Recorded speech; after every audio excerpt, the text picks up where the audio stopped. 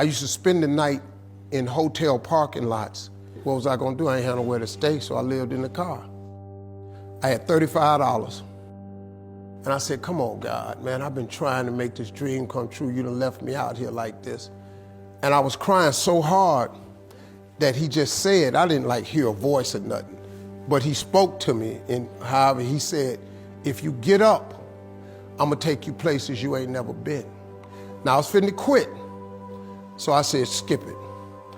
I'm gonna quit anyway. So I got in my car, I went to a payphone, and I was gonna call my dad. You remember back in the day where you could punch in a code and call your answering machine and get your messages? So I called and I punched in the code, and it said, doop. He said, hey Steve, this is Chuck Sutton with Showtime at the Apollo. We saw a tape of you. You're very funny. If you could get here Sunday night, we'd love to put you on television. Call me back, let me know if you can make it. So I hung the phone up, I'm crushed, because my whole dream of being on TV, and I couldn't get to New York. I got $35. How I'm gonna get to New York? I can't make it. So I'm standing there at the phone booth, and tears just coming down my face. I said, God, so that must be a sign for me to go home. Because this it, I ain't even got the money to go to the Apollo. My whole thing, I wanted to be on TV, I couldn't even make the dream come true. This is the most messed up moment. And so I said, man, let me call this dude back and see if he said this Sunday. Because maybe he said next Sunday, and I could hustle up a little bit of money or something. I don't know what I'm gonna do, but let me just call him back. So I called him back. Steve, this is Chuck Sutton, Showtime at the Apollo. We saw a tape of yours. You're very, very funny. Look, we have an opening Sunday night at Showtime at the Apollo. If you can make it, we'd love to put you on TV. I said, it's this Sunday. Before I hit the button, I heard, doop, you have another message. Now, it wasn't there before. So I punched my code in. I listened to the second message. It said, Steve Harvey, this is Tom Sobel from the Comedy Caravan. This was a Thursday. He said, I have a gig in Jacksonville, Florida on Friday night that pays $150. If you can get there Friday night, you'll make $150.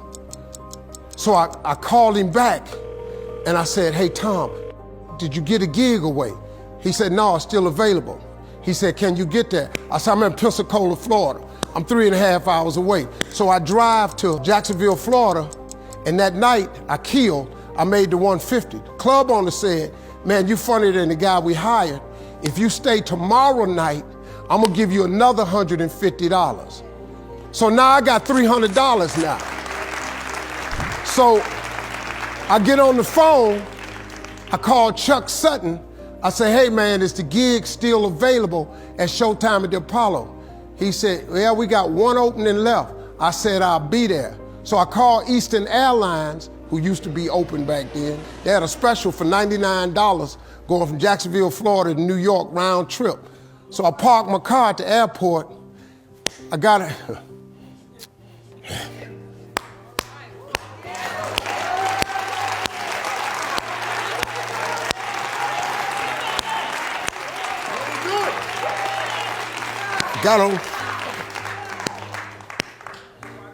Got on plane, flew. Everything I had was in 2 bags. I got to the Apollo. I said, hey man, I'm here. I got there at 11 o'clock in the morning. He said, you can't stay here because you don't come on to the late show tonight. I said, man, I ain't got nowhere to go. I said, if you just let me stay in this building, man, I ain't gonna move around nothing. I ain't got nowhere to go. I'm in Harlem, I can't go back out here. I got these 2 bags. I got victim wrote all over me, man. So he said, all right, if you go upstairs, don't come down. So he put me in the dressing room on the 6th floor. So that's where all the comedians was. So I stayed up there. I got hungry around 3 o'clock, man. I couldn't take it no more. So I went back downstairs, a dude named Alton Liston. I said, hey man, he said, man, I thought I told you, don't come down them damn steps. I said, hey man, I'm just hungry, man. I said, let me go to that KFC I saw on the corner. Just let me get some chicken. I'll come right back. He said, man, if you ain't back in 20 minutes, you ain't getting in this building. So I went, bought me some chicken, came back. So the comedians started coming in the building. They started coming up on the 6th floor. So I meet this guy named D.L. Hughley. I introduced myself, he introduced himself. Then this other dude walked in named Jamie Foxx.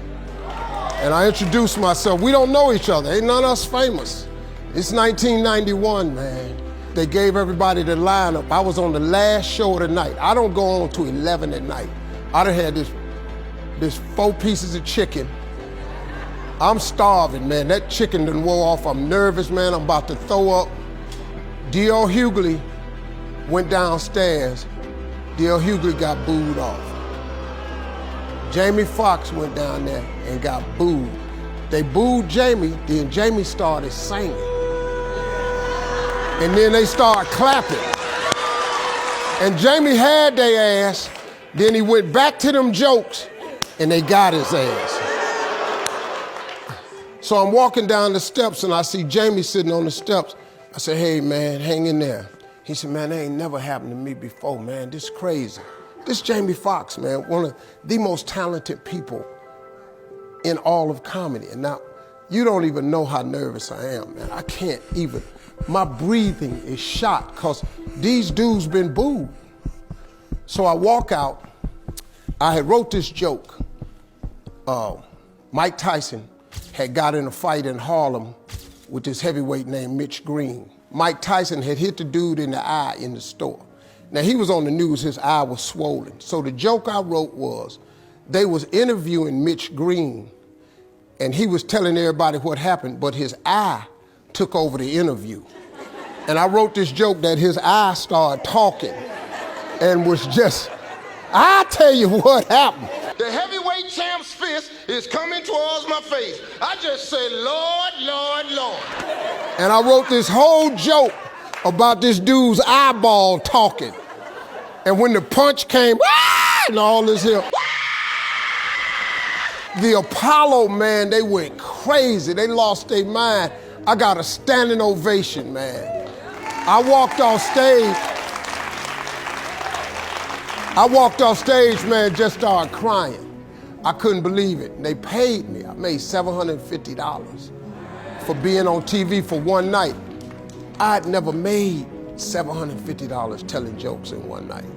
And so that was my first television appearance. A couple weeks later, Sinbad was the host of the show.